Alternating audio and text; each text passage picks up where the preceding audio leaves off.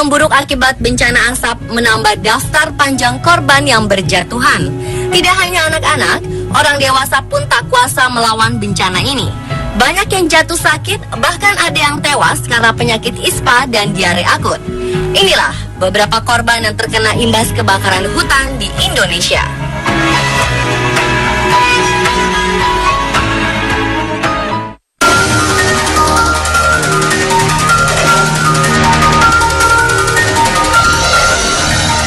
Asap yang semakin sering dihirup membuat kesehatan warga semakin memburuk.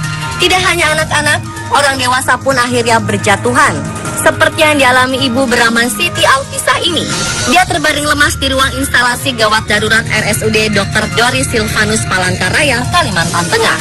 Melihat ibunya terbaring lemas, Taufik yang masih berusia 5 tahun menangis histeris di pelukan ayahnya. Sang ayah yang juga masih dalam keadaan bingung pun akhirnya berusaha menenangkan anaknya sambil memperhatikan tim medis yang sedang merawat istrinya. Sebagai pertolongan pertama, tim medis memasangkan alat oksigen ke bagian hidung korban. Setelah 15 menit kemudian, korban baru sadar.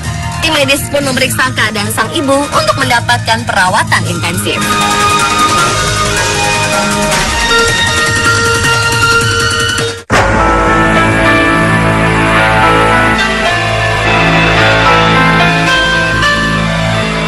Udara di Palangkaraya memang semakin buruk.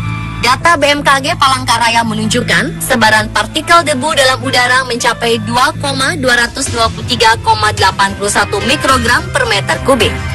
Seorang warga dari Jalan Kalimantan Palangkaraya ini contohnya. Wanita yang bernama Mia ini dilarikan ibunya ke rumah sakit dalam kondisi sekarat. Mia sudah tidak bisa bernapas dengan baik. Dengan kondisi napas yang tinggal setengah-setengah, Mia dimasukkan ke ruang gawat darurat.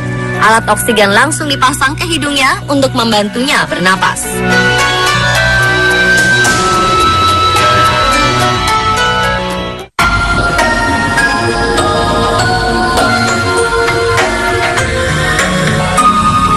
Kabut asap yang mencekik warga pun menelan korban jiwa.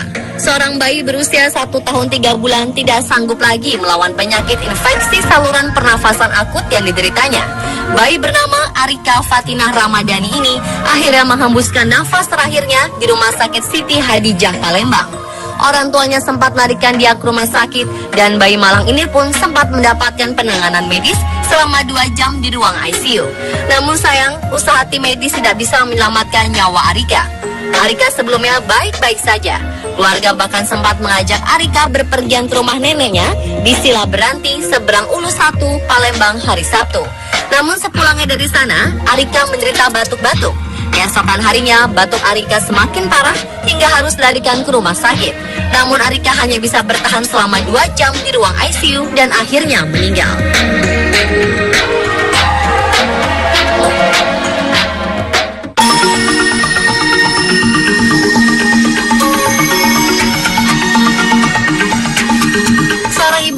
Yang baru melahirkan terpaksa memboyong 2 anaknya ke rumah kerabatnya di Kabupaten Malang, Jawa Timur karena kondisi asap di Kalimantan Tengah yang semakin memburuk. Ibu muda bernama Anggita Larasati ini takut kondisi kesehatan anak-anaknya semakin memburuk jika terus tinggal di perumahan Borneo, Kecamatan Jekan Raya, Palangkaraya, Kalimantan Tengah. Keputusan itu diambil setelah berdiskusi dengan sang suami. Pasangan ini memperhatikan kondisi kedua anaknya yang semakin menderita. Apalagi salah satu anaknya lahir pada saat bencana asap terjadi. Setelah usia anak keduanya mencapai 40 hari, pasangan keluarga muda ini pun mengungsi ke Pulau Jawa. 2 minggu berada di Pulau Jawa, sesak nafas yang diderita bayinya yang baru lahir berangsur hilang. Melihat keadaan bayinya yang semakin baik, sang suami Muhammad Habibi kembali ke Palangkaraya. Namun dia tetap meninggalkan anak dan istrinya di Pulau Jawa hingga keadaan normal.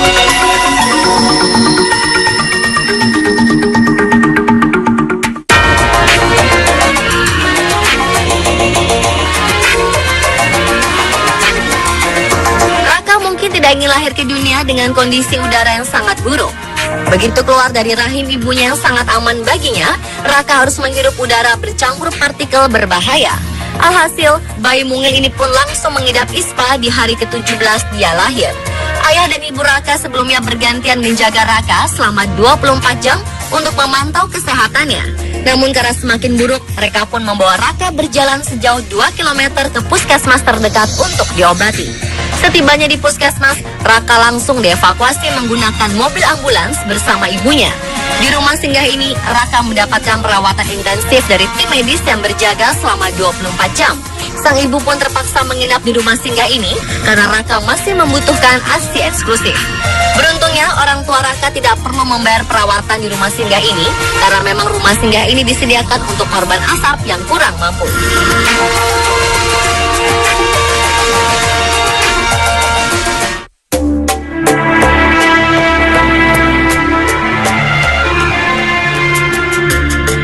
Kabut asap terus memakan korban.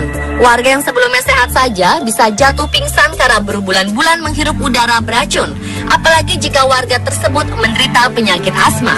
Muhammad Iqbal Hali, warga Jalan Tuah Karya, Kecamatan Tampan, Pekanbaru, tidak bisa lagi menahan sakit dan akhirnya meninggal dalam perjalanan ke rumah sakit. Setelah berbulan-bulan menghirup asap, Muhammad Iqbal yang juga menderita sakit asma tiba-tiba tumbang sepulang dari kerja. Keluarga sempat melarikannya ke rumah sakit, namun nyawanya tidak tertolong lagi dan meninggal di perjalanan. Almarhum pun langsung dimakamkan di TPU Cipta Karya, Pekanbaru oleh keluarganya.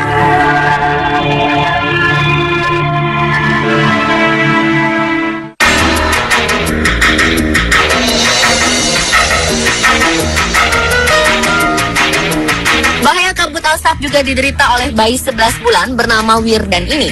Orang tua Wirdan dalam sebulan sudah 3 kali membawa anaknya bolak-balik ke rumah sakit. Wirdan menderita sakit paru-paru karena dipaksa menghirup udara yang tercemar.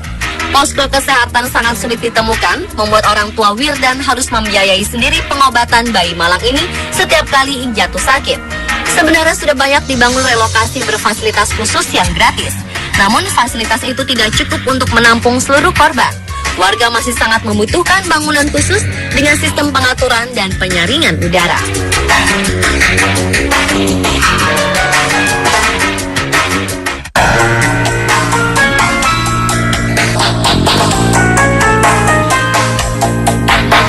Banyaknya korban yang berjatuhan membuat tim medis di rumah sakit, puskesmas, dan posko-posko darurat kewalahan menerima pasien.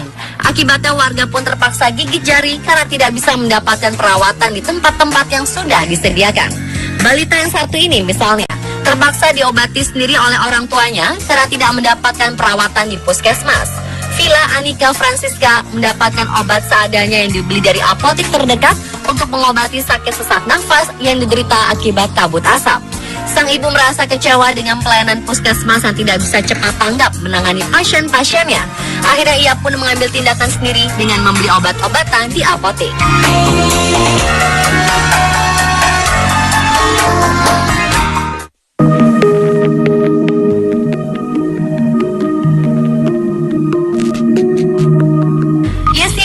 Ibu muda ini harus rela melepaskan putri kesayangannya, Ratu Agnesia, untuk selama-lamanya. Bayi berusia 1 bulan 15 hari ini meninggal dunia karena tidak bisa melawan penyakit yang dideritanya. Awalnya orang tuanya membawa Ratu Agnesia ke rumah sakit karena penyakit ispa yang tak kunjung sembuh. Selain itu, kondisi Ratu juga semakin lemah karena diare akut yang membuat tubuhnya semakin kekurangan cairan. Bayi mungil ini akhirnya menghembuskan nafas terakhir di rumah sakit. Karena berita yang beredar, rumah sakit akhirnya mengklarifikasi bahwa Ratu Agnesia tidak meninggal karena ispa, melainkan diare akutlah yang merenggut nyawa Ratu. Namun diare akut ini juga bersumber karena kabut asap yang sudah mencemari air dan makanan yang dikonsumsi.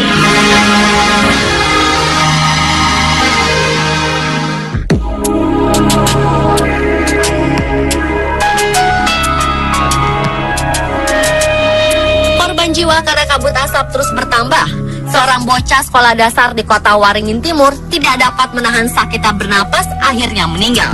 Sebelumnya pelajar kelas 3 SD ini memang menderita penyakit asma. Dia sempat mengeluh dirinya mengalami pusing disertai sesak napas. Orang tua korban kemudian melarikannya ke puskesmas untuk mendapatkan pertolongan. Namun setibanya di puskesmas, korban dinyatakan meninggal dunia. Orang tua korban berharap peristiwa ini menjadi peringatan bagi pemerintah untuk lebih tanggap menangani bencana kabut asap agar tidak ada lagi korban jatuh akibat kebakaran hutan.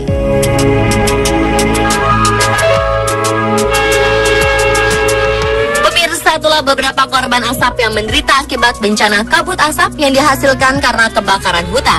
Mereka hanyalah segelintir dari ribuan korban yang hingga kini masih terus berjuang hidup di tengah kepungan asap. Semoga orang-orang yang bertanggung jawab atas bencana ini segera diproses dalam hukum dan dikenakan sanksi berat agar menimbulkan efek jerah.